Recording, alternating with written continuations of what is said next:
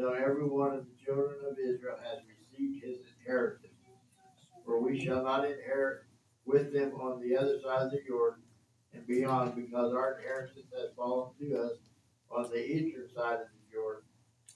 And Moshe said to them, if you make this promise, if you arm yourself before Yahweh for battle, and all your armed ones shall pass over the Jordan before Yahweh until he has driven them out his enemies from before him, and the land which has been subdued before Yahweh, then afterwards you shall return and be guiltless before Yahweh and before Israel, and this land shall be your possession before Yahweh. But if you do not do so, then see, you shall sin against Yahweh, and know your sin is going to find you out. Build cities for your little ones, and enclosures for your sheep, and do what you have promised. And the children of Gad, the children of Reuben, spoke to Moshe, saying, your servants are going to do as my master commands. Our little ones, our wives, our flocks, and our livestock are going to be there in the cities of Gilead, but our servants are passing over every armed one of the army before Yahweh to battle, as my master says. And Moshe gave command concerning them to Eleazar the Cohen, to Yehoshua son of Nun, and to the heads of the fathers of the tribes of the children of Israel. And Moshe said to them, if the children of Gad and the children of Reuben pass over the Jordan before you, every man armed for battle before Yahweh, and the land has been subdued before you, then you shall give them the land of Gilead as a possession. But if you do not pass over armed with you, then they shall have possessions among you in the land of Canaan. Then the children of Gad and the children of Reuben answered, saying, as Yahweh has said to your servants, so we do. We ourselves are passing the land of Canaan, but the possession of our inheritance remains with us beyond the Jordan. So Moshe gave to the children of Gad, and to the children of Reuben, and to the half tribe of Manasseh, son of Joseph, the reign of Sihon, sovereign of the Amorites, and the reign of Og, sovereign of Bashan, and the land which the cities within the borders, the cities of the land round about. And the children of Gad built Dithon, and Atroth, and Auror, and Atroth, and Shofan, and Yazar, and Yogbehed, and Beth Nimrah, and Beth Haran, walled cities and enclosures for sheep. And the children of Reuben built Heshbon, and Elah, and Quariatharim, Nebo, Baal, Meon, the names being changed, and Shibmah, and they gave other names to the cities which they built. And the sons of Makar, sons of Manasseh, went to Gilead and took it, and dispossessed the Amorites who were in it. And Moshe gave Gilead to Makar, son of Manasseh, and dwelt in it. And Yar, son of Manasseh, went and took its small towns and called them Hawath Yar. And Nobah went and took Quinath and its villages, and he called it Nobah after his own name. Anybody? I think this particular chapter really impresses upon us the responsibility that we have to help one another with their burdens. I think it's real easy for us to get focused on ourselves and our spiritual walk to where we aren't aware of the struggles that others may be having, and that we would help them with their struggles.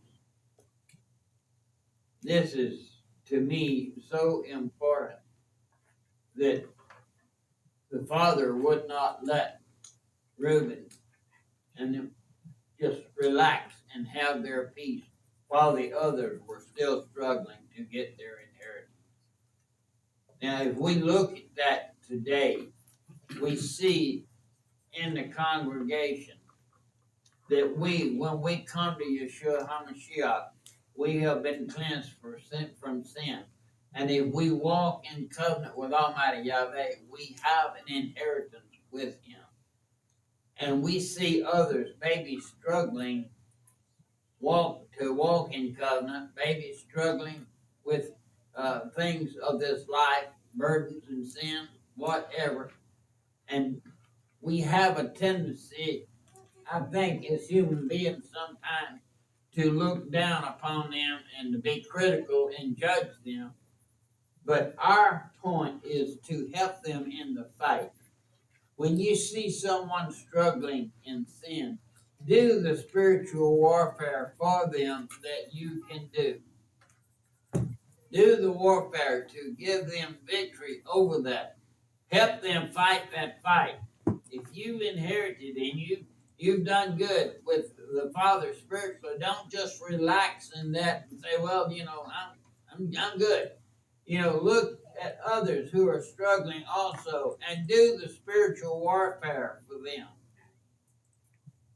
I myself have been in a battle for my family for years. For my family, most of them are good old Southern Baptists, and have no concept of walking in covenant with Almighty Yahweh. They do not understand what covenant is, what is required of them. And I do not relax. I do warfare for them spiritually in prayer with my Father. I cry out for them. And I cry out for those who are struggling, who are hurting, who do not know, maybe have not come into some of the truths that we've come into. It's not for us to look down on them. It's for us to help them acquire their inheritance. Anybody?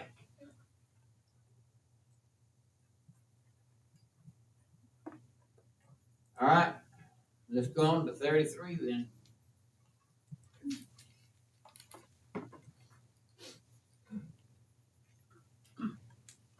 These are the departures of the children of Israel who went out of the land of Mitzrayim by their divisions under the hand of Moshe and Aaron. And Moshe wrote down the starting points of their departures at their command of Yahweh. And these are their departures according to their standard starting points. They departed from Ramses in the first month on the 15th day of the first month on the morrow of the Pesach. The children of Israel went out with a high hand before the eyes of all the Mizrahites. And the Mizrahites were bearing all their firstborn, whom Yahweh had smitten among them, also their mighty ones. Yahweh had executed judgment.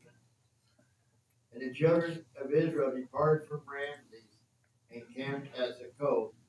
And they departed from Succoth and went to Etham, which is on the edge of the wilderness. And they departed from Etham and turned back to Pi-Haroth, which is before Baal-Zephon. And they camped near Migdol. And they departed from there, Haroth, and passed over through the midst of the sea into the wilderness, went 3 days' journey into the wilderness of Etham, and camped at Marah. And they departed from Marah and came to Elim, and at Elim for 12 springs of water and 70 palm trees, so they camped there. And they departed from Elim and camped by the Sea of Reeds, and they departed from the Sea of Reeds and camped in the wilderness of Zin. And they departed from the wilderness of Zin and camped at Dophgal. And they departed from Dophgal and came to Elush. And he departed from Elush and camped at Rephidim. And there was no water for the people to drink. And they departed from Rephidim and came to the wilderness of Sinai. And they departed from the wilderness of Sinai and camped at Quabroth Hattawatah. And they departed from Labroth Hachwata, and camped at Heshtaroth. And they departed from Heshtaroth and came to Rithmah. And they departed from Rithmah and camped at Ramon Perez. And they departed from Ramon Perez and camped at Libnah. And they departed from Libnah and camped at Rashah.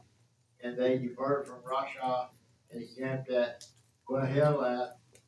And they departed from Quahelath and camped at Mount Shafar. And they departed from Mount Shafar and camped at Heradah. And they departed from Heradah and camped at Bequelah. And they departed from Bequelah and camped to Tahath. And departed from Tahath and camped at Terah. And they departed from Terah and camped at Mithwah. And they departed from Mithwah and departed from Heshmonah. And they departed from Heshmonah and camped at Mazeroth. And they departed from Mazeroth and camped by Beni Yaquan. And they departed from Beni Yaquan and camped at Hor Gidgod. And they departed from Hor Gidgod and camped at Yotbahath. And they departed from Yotbahath and camped at Abranah. And they departed from Abranah and camped at Eshon Geber. And they departed from Eshon Geber and camped in the wilderness of Zin, which is Kadesh. And they departed from Kadesh and camped at Mount Hor on the boundary of the land of Edom. Then Aaron and Zechon went up to Mount Hor at the command of Yahweh and died there in the 40th year after the children of Israel have come out of the land of Israel on the first day of the 5th month. Now Aaron was 123 years old when he died at Mount Hor. And the sovereign Arad, the Canaanite who dwelt in the Negev in the land of Canaan, heard of the coming of the children of Israel, and he departed from Mount Hor and camped at Zanamon. And they departed from Zanamana and camped at Puna. And they departed from Punon and camped at Oboth. And they departed from Oboth and camped at Lear Abram at the border of Moab. And they departed from Liam and departed at Dibon Gad. And they departed from Dibon Gad and camped at Almon Dalab Yama. And they departed from Almon Dalab Yama and departed in the mountains of Abram before Nebo. And they departed from the mountains of Abram and camped in the desert plains of Moab and the Jordan of Jericho. And they camped by the Jordan of Beth Yeshimoth, and as far as Abel Ashittim in the desert plains of Moab. And Yahweh spoke to Moshe in the desert plains of Moab by the Jordan of Jericho, saying, speak to the children of Israel, and say to them, when you have passed over the Jordan to the land of Canaan, then you shall drive out the inhabitants of the land from before you, and shall destroy all their graven stones, and shall destroy all their molded images, and lay waste all their high places, and you shall possess the land and dwell in it, for I have given it you to the land possessed. And you shall divide the land by lot as inheritance among your clans. To the larger you give larger inheritance, to the smaller you give a smaller inheritance. Whenever the lot falls to anyone that is his, you inherit according to the tribes of your fathers.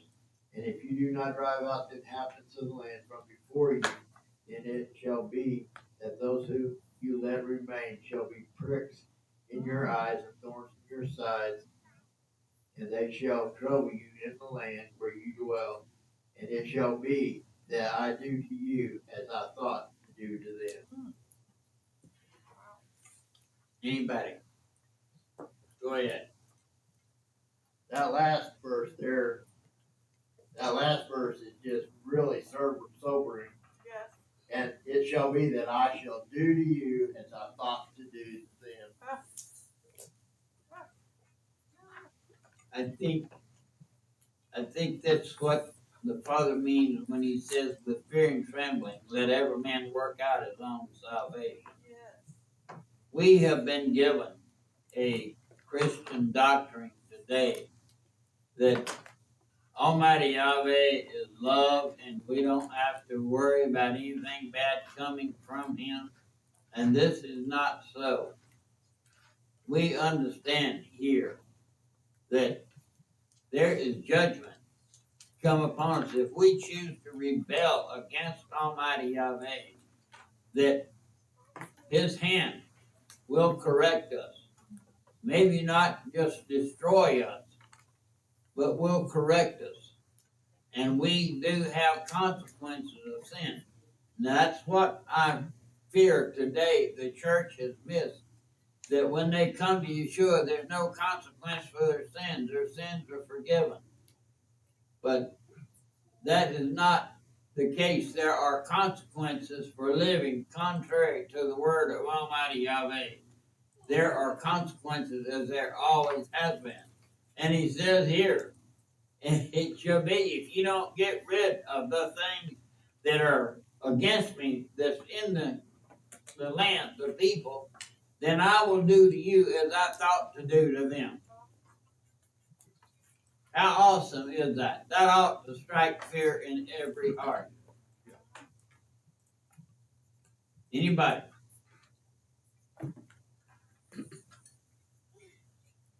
All right, let's go on to 34 then.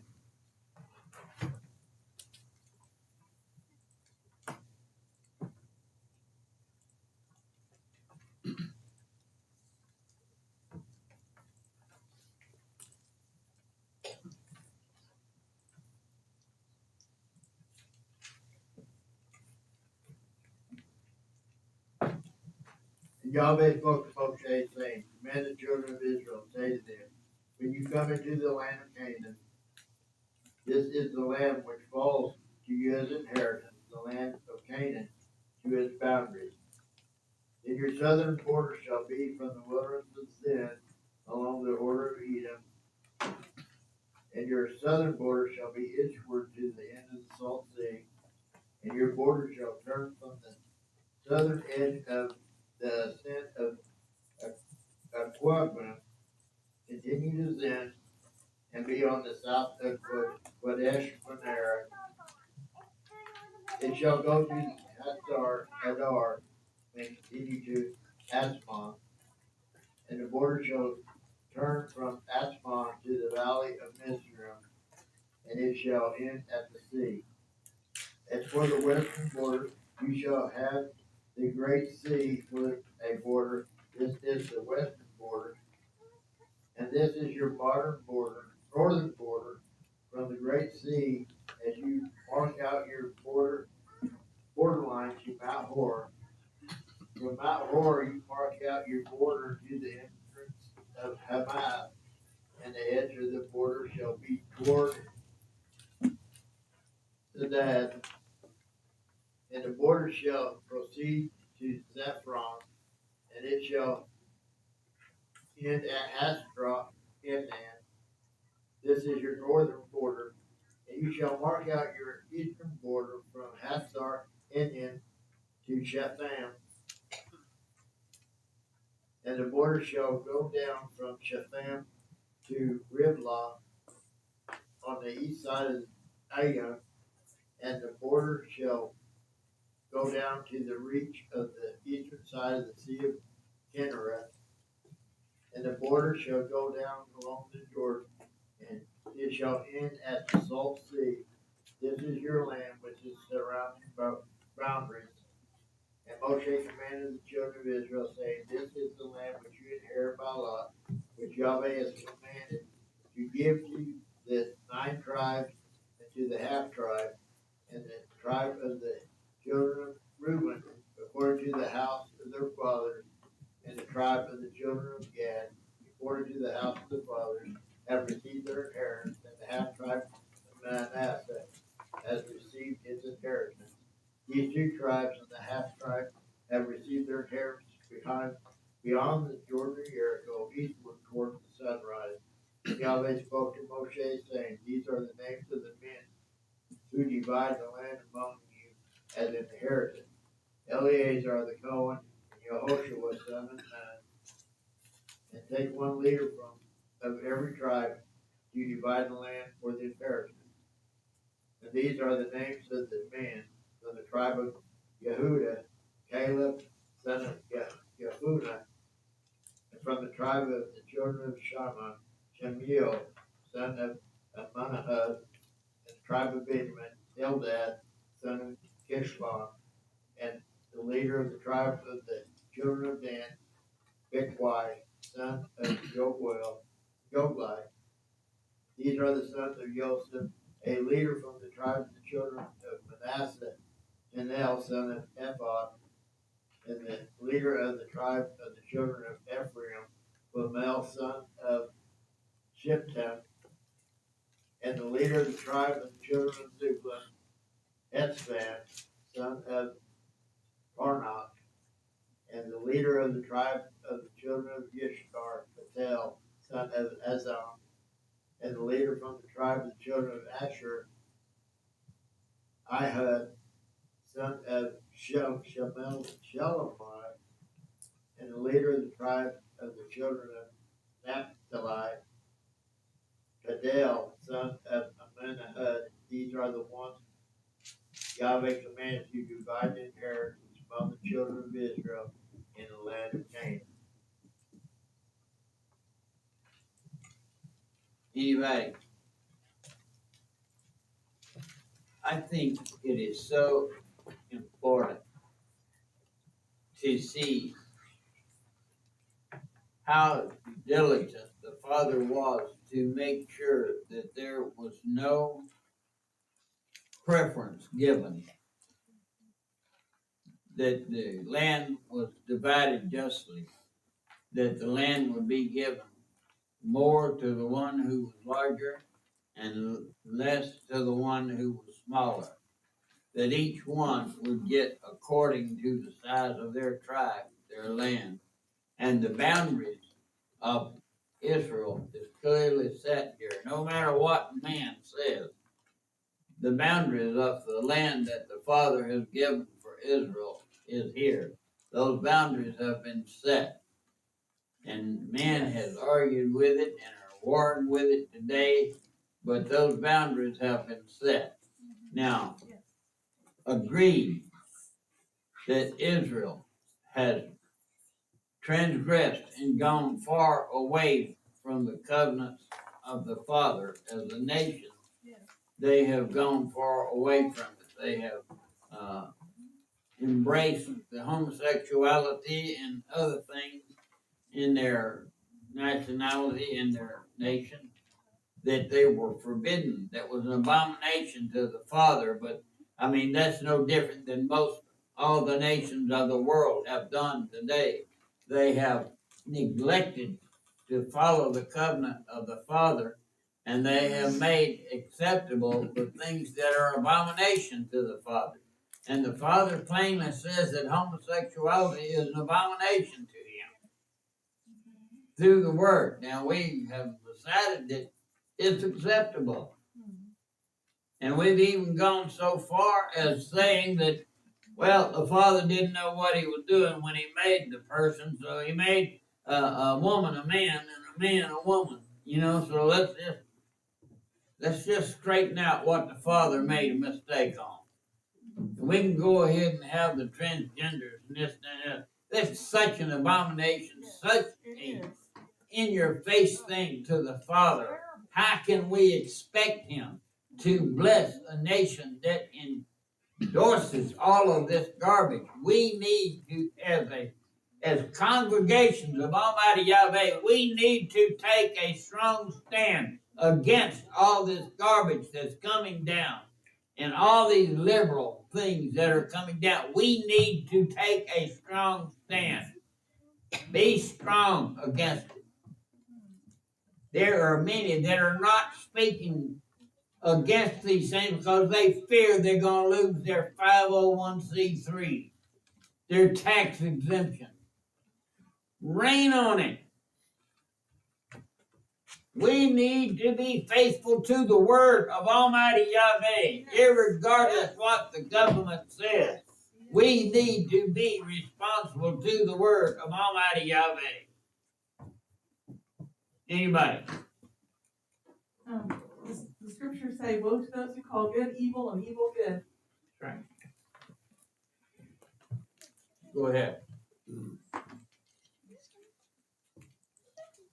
The Father told the Israelite people, if they live like the people of the land, that the land would vomit them out. Yes. And I think that goes for anybody. I'm talking about in my own house even. If I want to live like evil, then the Father's hand of protection isn't going to be upon me, and I will not stay in that house. Yes. True. Very I'll be put out on the street. It's true. Yeah. Yes. It happens Yes. to us if we Anybody? disobey. All right, let's go on to 35 then.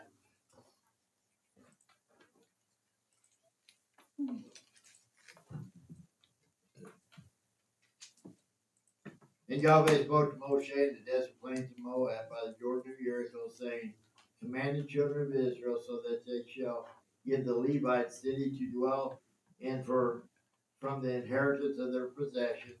Also give the Levites open land around the cities, and they shall have the cities to dwell in, and their open land for their cattle, for their herds, for all their livestock. And the open land of the cities which you gave the Levites are from the wall of the city on outward 1,000 alma all around. And you shall measure outside the city on the east side 2,000 alma, and on the south side 2,000 alma, and on the west side 2,000 alma, and on the north side 2,000 alma. And the city is in the middle. This is to them the open land for the cities. And the cities which you give to the Levites are the 6 cities of refuge, which you give to them who killed someone to flee to. And these you add 42 cities. All the cities which you give to the Levites are 48. These are their open land.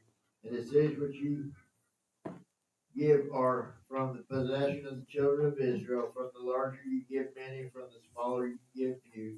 Each one gives some of its cities to Levites in proportion to the inheritance that each inherits.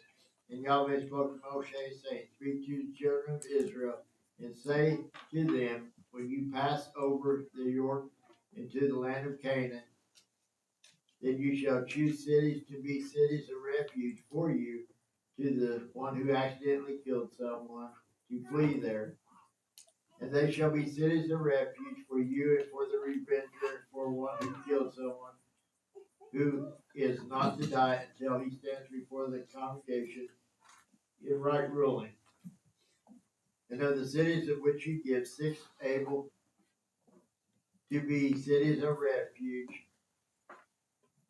give 3 cities beyond the Jordan, to give 3 cities in the land of Canaan as cities of refuge. These 6 cities are for refuge for the children of Israel, for the sojourner, for the settler in their midst, for anyone who accidentally kills someone to flee there. But if he has smitten him an instrument of iron so that he dies, he is a murderer. The murderer shall certainly be put to death. And if he has smitten him with a stone in the hand by which he could die, and he dies, he is a murderer. The murderer shall certainly be put to death. Or if he has smitten him with a wooden instrument that could kill, and he dies, he is a murderer.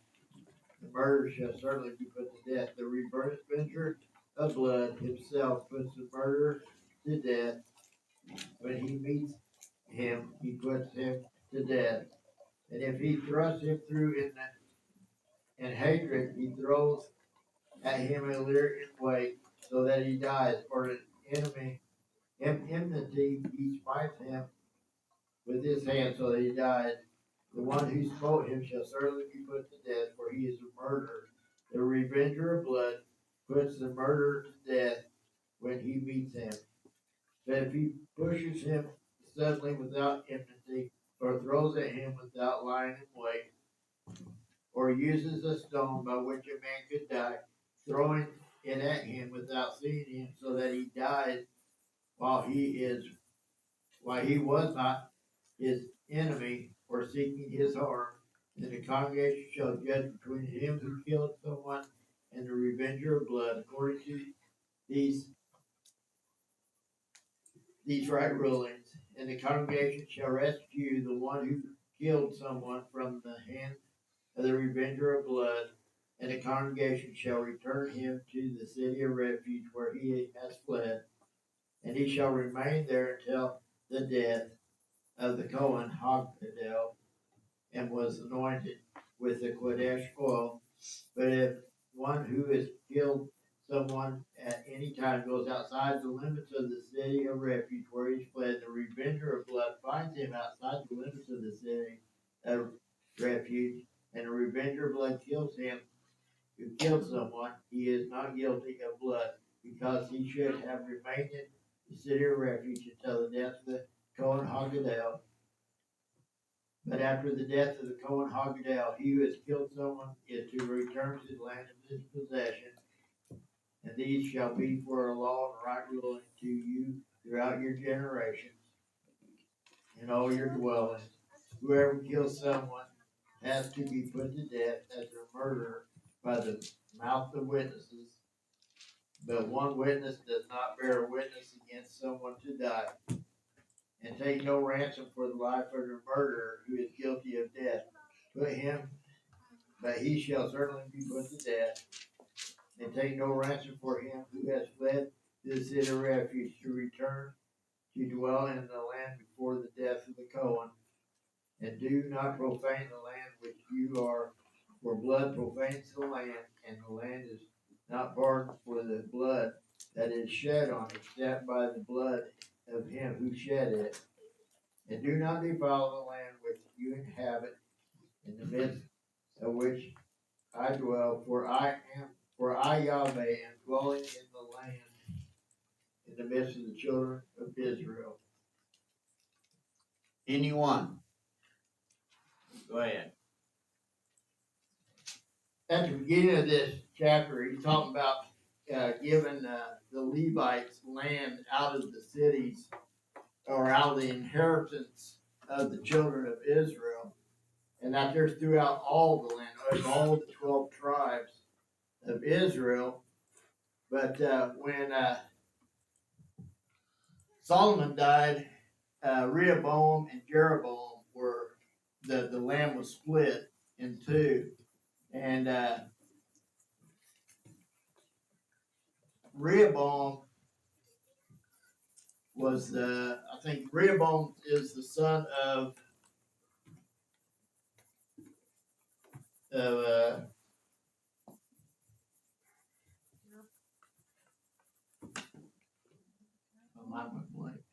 One of them, right? Rehoboam and Jeroboam were the sons of or were the leaders of the divided tribes, and Rehoboam the son of Are they both Solomon? Solomon. Okay. Yeah, no, they're not both sons of Solomon. One of them was Jeroboam was the leader of his army, and Rehoboam was his son. Well, the land got divided up. Rehoboam being the southern kingdom, Jeroboam the northern kingdom, and he expelled all the Levites out of the northern kingdom, and he set up a golden calf in the northern part of the northern kingdom and a golden calf in the southern part of the kingdom, because he didn't want the people going down to Jerusalem to worship, because he feared they returned to the other. So anyway, they got expelled out to the land, to the southern kingdom, and then who were the two that killed the guys in Shechem? Simeon and Levi. Well, Simeon they didn't get an inheritance land. They got cities within the borders of Yehuda, and they all went north. When the Levites were expelled out, they all went north, and that's how they became a part of the northern kingdom. And all the Levites came down, and they took over their cities.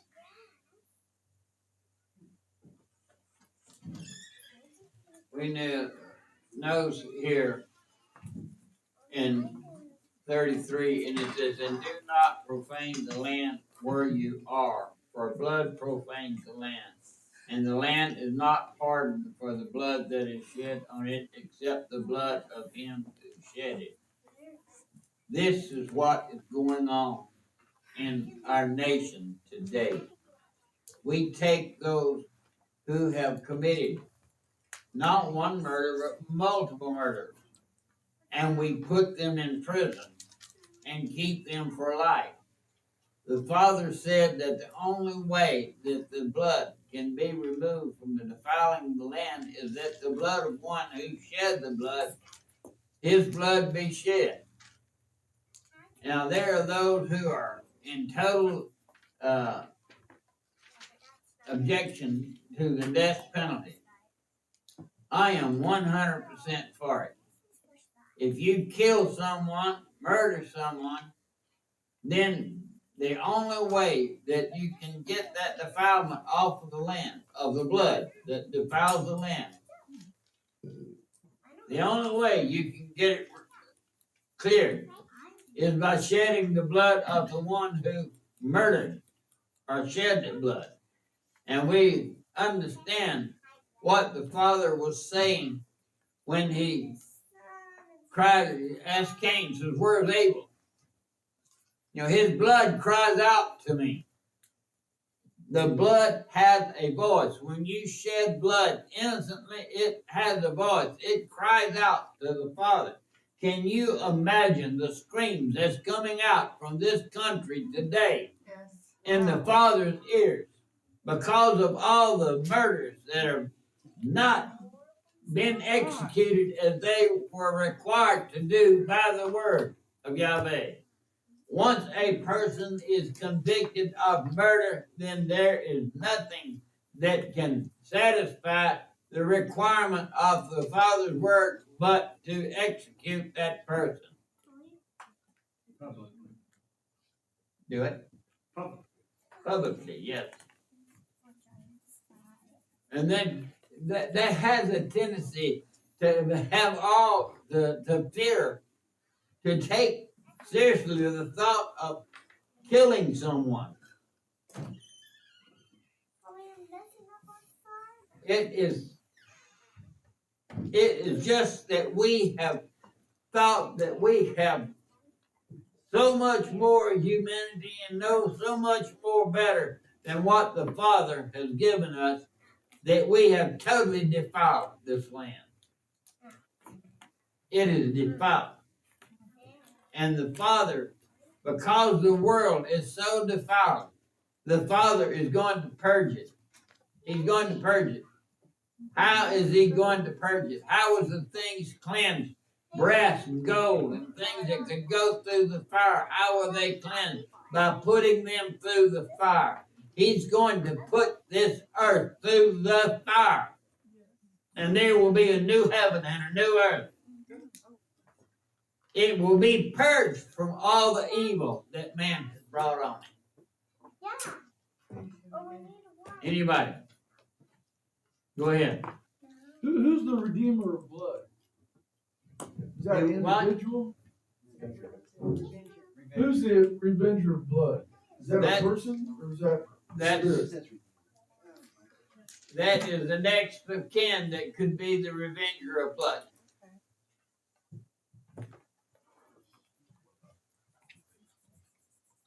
Go ahead.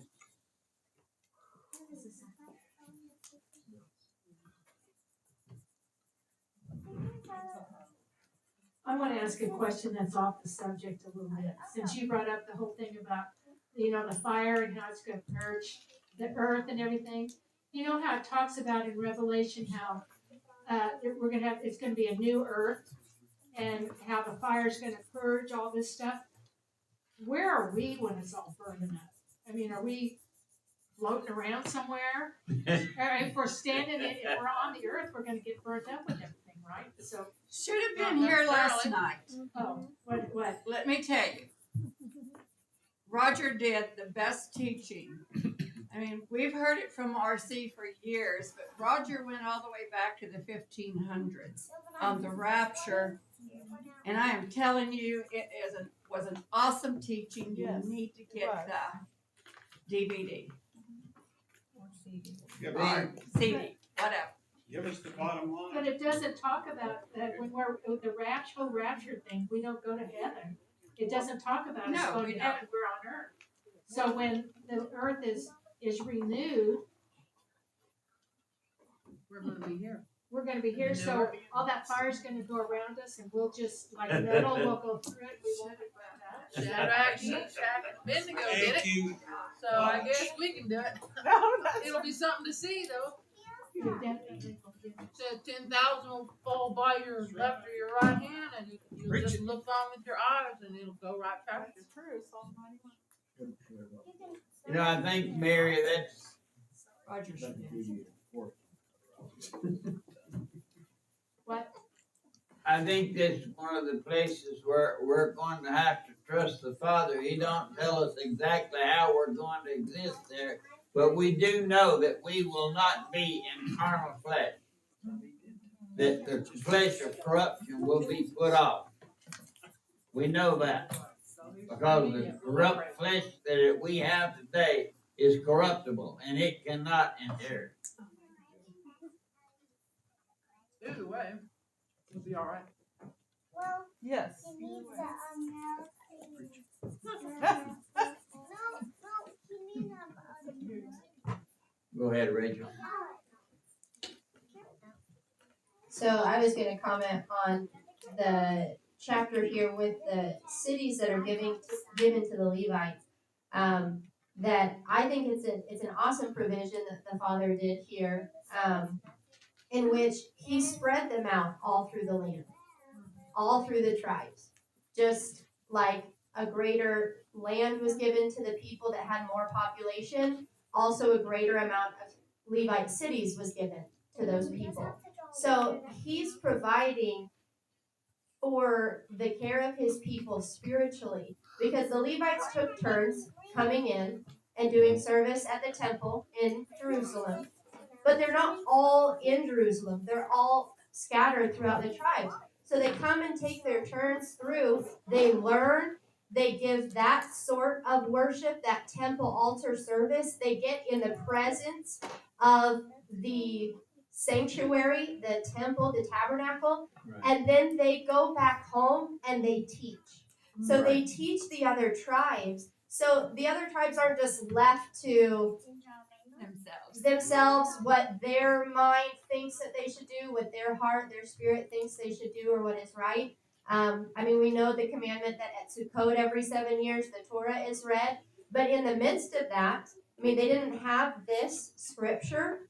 And so in the midst of that, you have the Levites that are scattered all around and taking turns coming in and learning and studying, because the Torah was there in Jerusalem. It was there at the tabernacle. And so taking turns, like kind of getting that greenhouse interaction with the Father and then taking it back. They're the ministers that go and then minister to the other tribes throughout. So I think that there's just a really neat way that the Father did that when they were to settle there in the land. He made a way for His judgments and His righteousness to be kept perpetually. You know, He so protects His word. Not one word that come out of His mouth shall return to Him void. It will all come to pass. Yes, that's true. Anybody? All right, let's go to 36.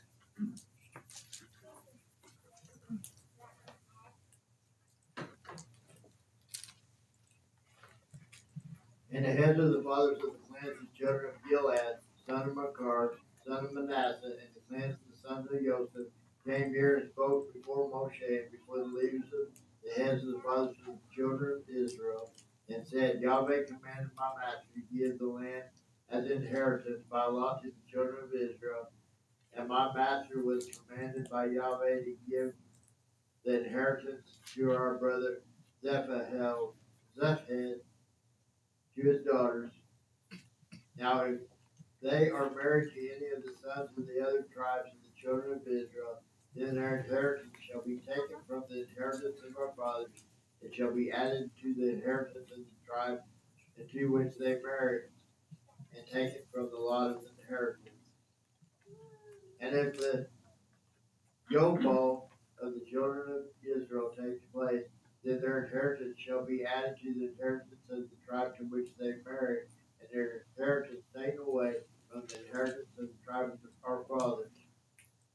And Moshe commanded the children of Israel according to the word of Yahweh, saying, what the tribe of the sons of Joseph speaks is right. This is the word which Yahweh has commanded for the daughters of Zephah, saying, let them marry who is good in their eyes, but let them marry only within the clan of their father's tribe. And inheritance of the children of Israel is not to change hands from tribe to tribe. For every one of the children of Israel is going clean to the inheritance of the tribe of their fathers. And every daughter possessing an inheritance in the tribe of the children of Israel is to be the wife of the one of the clan of their father's tribe, so that the children of Israel possesses each of the inheritance of his father. Thus the inheritance is not to be changed hands from one tribe to another, but every tribe of the children of Israel is to cling to his own inheritance. As Yahweh commanded Moshe, so did the daughters of Zephah. For Mahlah, Tarza, Hoglah, Milcah, and Noah, the daughters of Zephah, were married to the sons of the father's brothers, and they married into the clans of the children of Manasseh, the sons of Joseph, and their inheritance remained in the tribe of their father's clans. These are the commands and the right rulings which Yahweh commanded the children of Israel by the hand of Moshe in the desert plains of Moab by the Jordan of Jericho. I think it's so amazing how the Father covered every situation, and the inheritance, and the value that He put on the inheritance, and the fact that He proclaims through the Word that the land is not ours, the land belongs to Almighty Yahweh. The whole heaven and the earth belongs to Almighty Yahweh, and we have land that we possess is lent to us by Almighty Yahweh. It's His land that He has given to us to care for. And I think that's why it's so important that at running the risk of getting into money or this, that, and the other, it's so important here in these scriptures today that you give honor to Almighty Yahweh for everything that's given to you. And that He requires that certain portions be given back and set aside for Him. That's why it's so important that we honor the Father with our goods as well as our service and our speech, that we honor Him. And I think that we are required to do that, to give honor to Him. Now, I don't mean that giving honor to Him, I believe that whenever you give money or whatever you give in service of the Father, that's counted as giving to Him. So I don't believe that just everything you put in the church offering is the tithe. I don't believe that. And I believe sometimes you put offerings in things that has nothing to do with the Father. So I think you have to be aware of what you're doing with the things that the Father gives you when you give honor to the Father, because that's what it's all about, is giving honor to Him, knowing that He has caused you to prosper in all that you prospered. He has caused you to prosper by His hand. Anybody?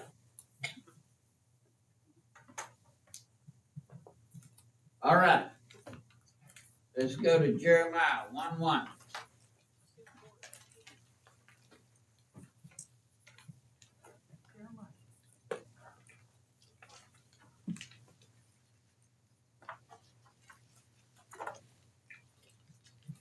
Jeremiah 1.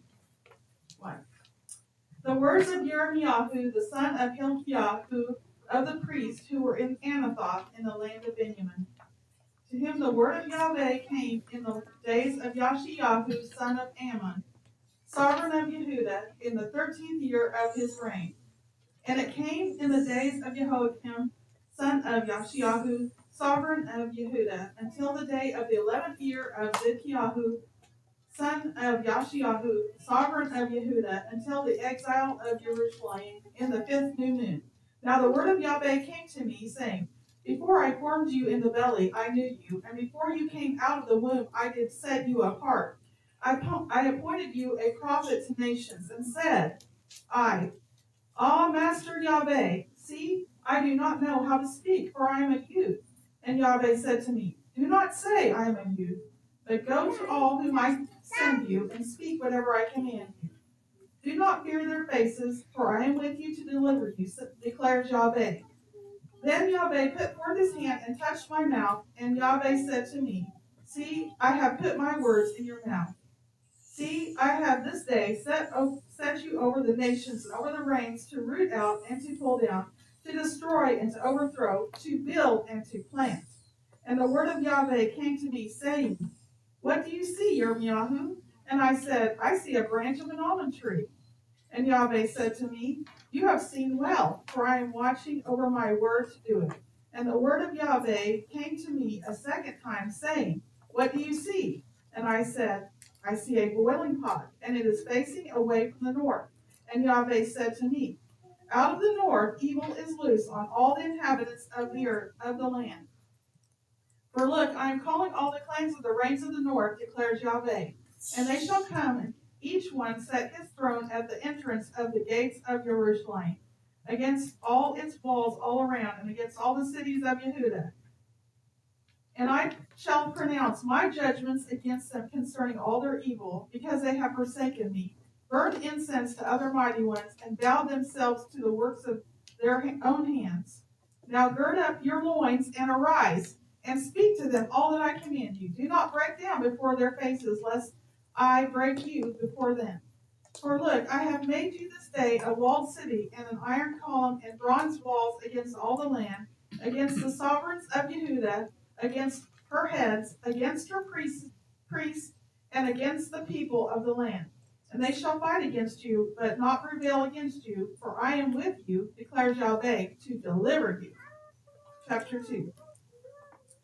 And the word of Yahweh came to me, saying, Go, and you shall cry in the hearing of Jerusalem, saying, Thus said Yahweh, I remember you, the loving commitment of your youth, the love of your bridehood, when you went after me in the wilderness, in a land that was not sown.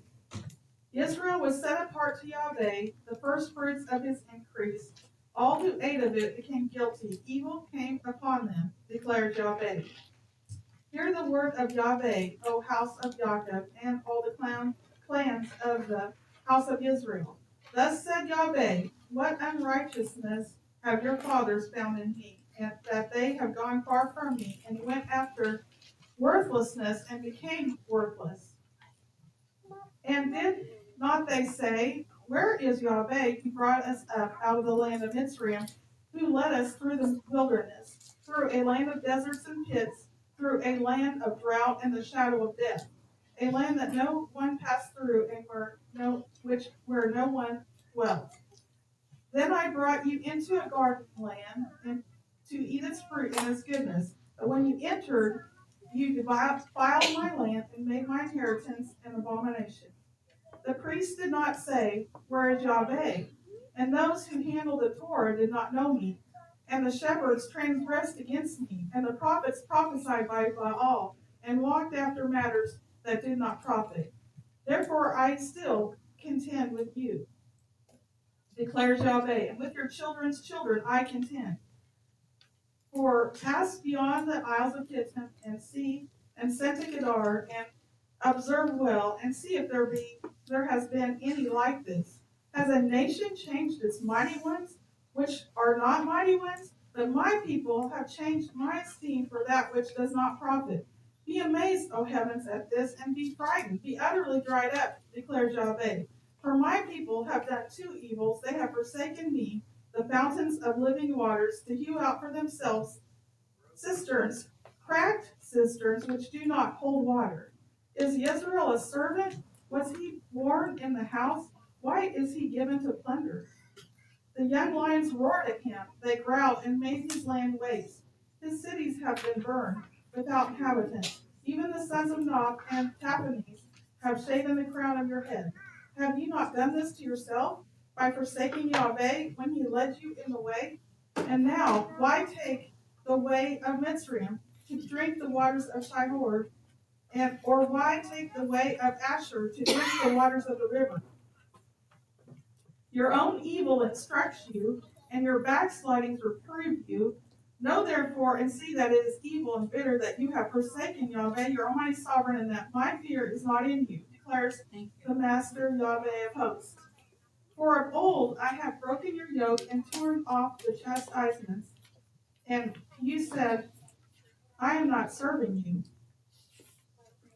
When on every high hill and under every green tree you lay down a whore, yet I had planted you a choice vine, all of it a true seed.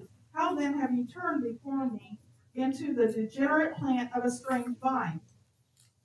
Although you wash yourself with lye and use much soap, yet your crookedness is ingrained before me, declares the Master Yahweh.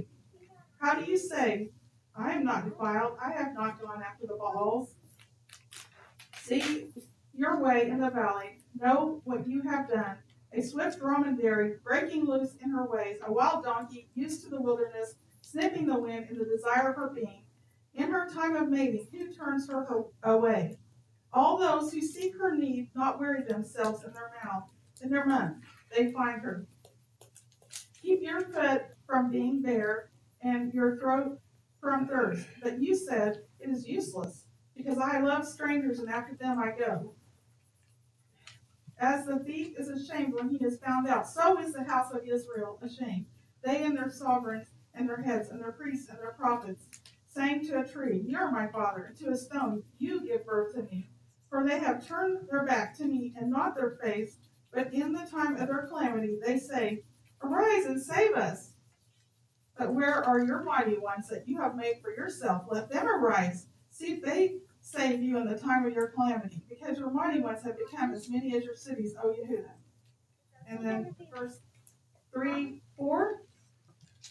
Shall you not from now on cry to me, my Father, you are the guide of my youth.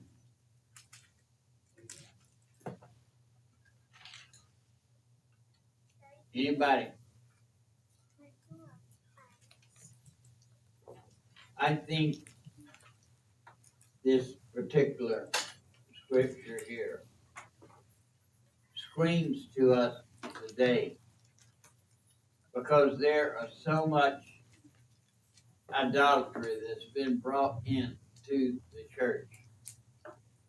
So many symbols of idolatry, so many symbols of Baal and other false deities, from the cross on down to some of the terms that we use. And I think we need to be aware of that we give honor to Almighty Yahweh and not to the false deities that the traditional church has adopted and accepted as normal. I think it's so important. Jeremiah talks about idolatry, and we need to look at the things that Jeremiah speaks, because Jeremiah did not have an easy life. His life was not easy at all. And the Father said, whatever you do, don't you cave in before them. Don't you give in before them, or I will pull you down. But I mean, I look at Jeremiah. Here's a man that spoke the word of Yahweh against the kings and against the country, thrown into a well. And all the water he had was what he could sip out of the mud.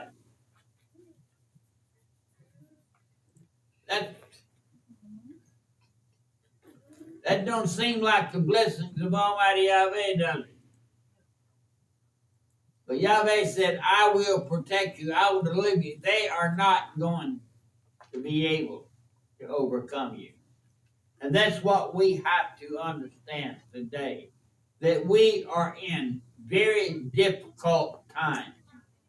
The idolatry and paganism today is more subtle than it's been before in times past.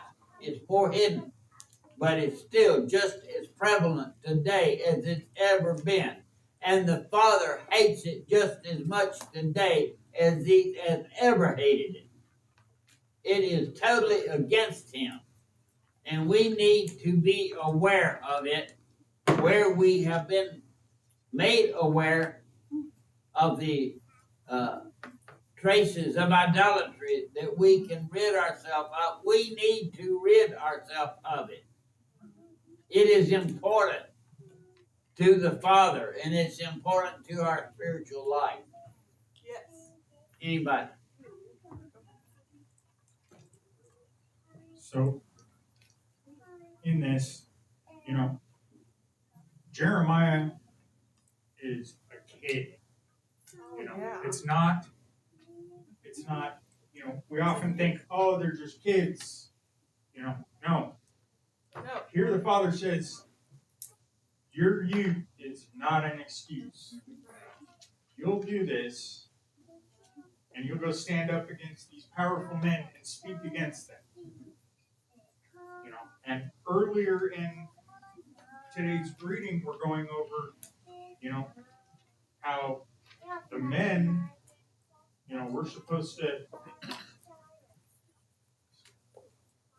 we're responsible for the vows of our wives and our children.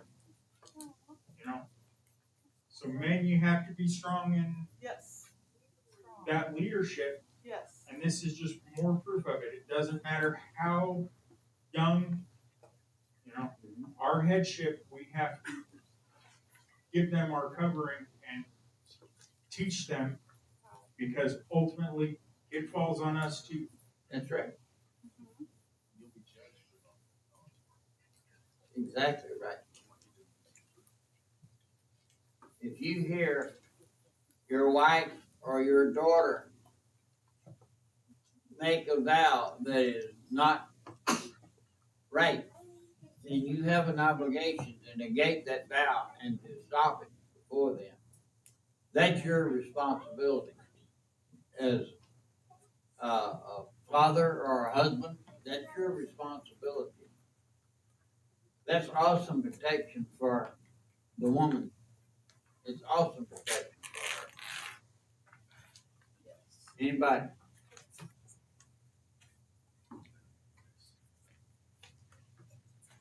All right. Let's go on to Matthew 5:33.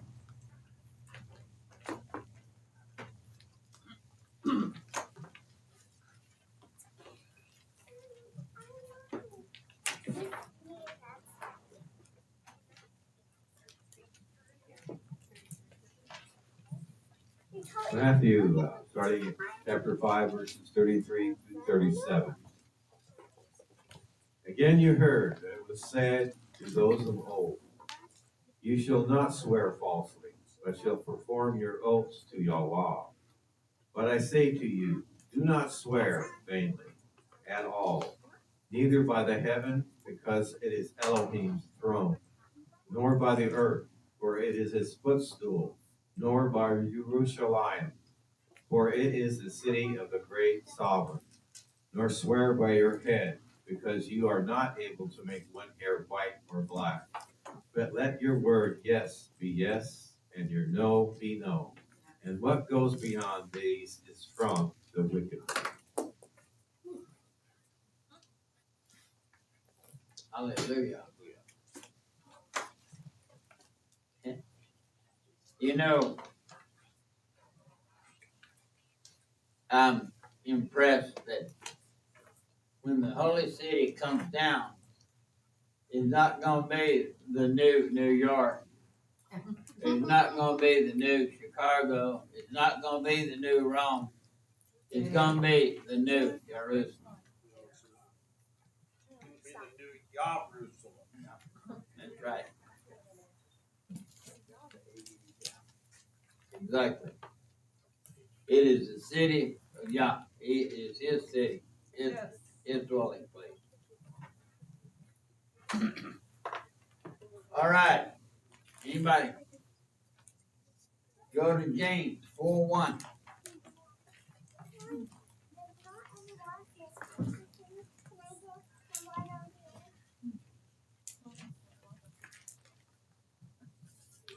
James chapter 4, verses 1 to 12. Where do fightings and strivings come from among you? Do they not come through your pleasures that battle in your members? You desire and do not have. You murder and are jealous and are unable to obtain. You strive and fight and you do not possess because you do not ask. You ask and do not receive because you ask evilly in order to spend it on your pleasures. Adulterers and adulteresses, do you not know that friendship with the world is enmity with Elohim? Whoever therefore intends to be a friend of the world makes himself an enemy of Elohim. Or do you think that the scripture speaks to no purpose? Does the spirit which dwells in us intensely crave unto envy? But he gives greater favor. Because of this he says, Elohim resists the proud, but gives favor to the humble. So then subject yourselves to Elohim, resist the devil, and he shall flee from you. Draw near to Elohim, and he shall draw near to you. Cleanse hands, sinners, and cleanse the hearts, you double-minded. Lament and mourn and weep. Let your laughter be turned to mourning and your joy to dejection. Humble yourselves in the sight of the Master, and he shall lift you up. Brothers, do not speak against one another.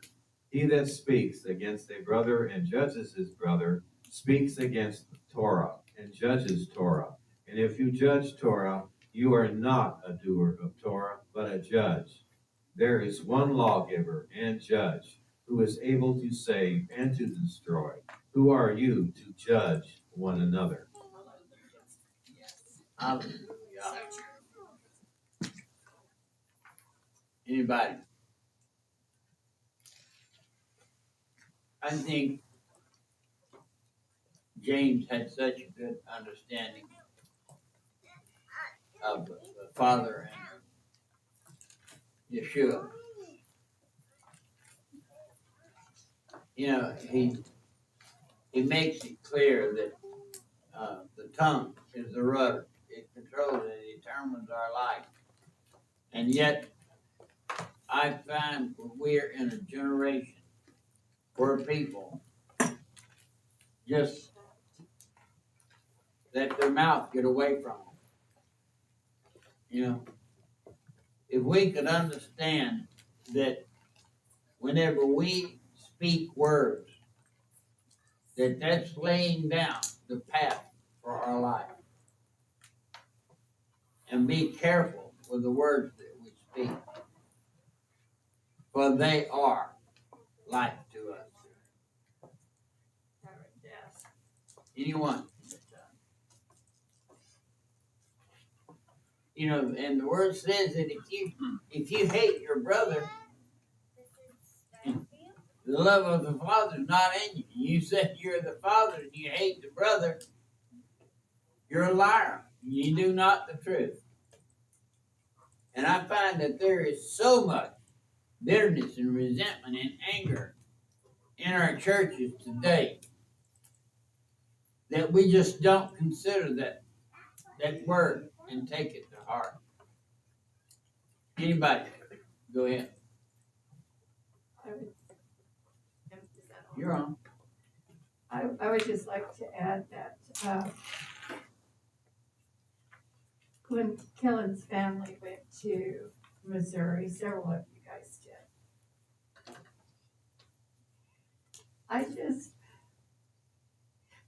I love those people there.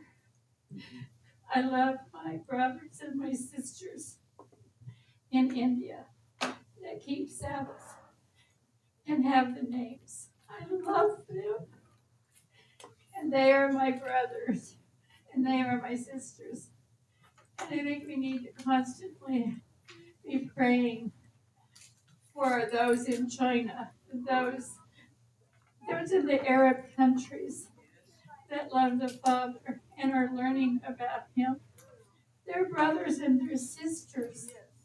And we need to lift them up and realize that who are we but to pray, to love, and to encourage wherever they are on planet Earth. They are brothers and sisters. It's not just about this congregation, because we love one another as we're a family. But we're also the family of Yahuwah, who gives us brothers and sisters all over this world.